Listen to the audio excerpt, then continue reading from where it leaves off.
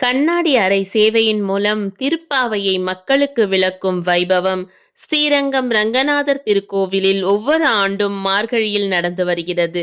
இவ்வகையில் இவ்வாண்டும் சிறப்பாக நடந்து வரும் இச்சேவையில் 11வது நாள் திருப்பாவையின் 11வது பாடலான கற்றும் கரவை கணங்கள் பல கரந்து என்ற பாசுரத்தை அரங்கேற்றியிருக்கிறார்கள். கன்றுகளோடு கூடிய பசுக்களிலிருந்து பால் கறப்பவனும், தங்களை பகைத்தவர்களை எதிர்த்து நின்று போரிடும் தன்மையுடையவனும், மாசு மறுவற்றவனுமான கோபாலனை பக்தியால் தழுவத் துடிக்கும் தங்கக் கொடியை போன்ற தோற்றம் கொண்ட பெண்ணே, புற்றிலிருந்து வெளிவந்து படமெடுக்கும் நாகத்தின் கழுத்திற்கு நிகரான மெல்லிடையும், கானகத்தில் இருக்கும் மயிலுக்கு நிகரான உருவத்தையும் கொண்டவளே, விழித்தெழுந்து வருவாயாக.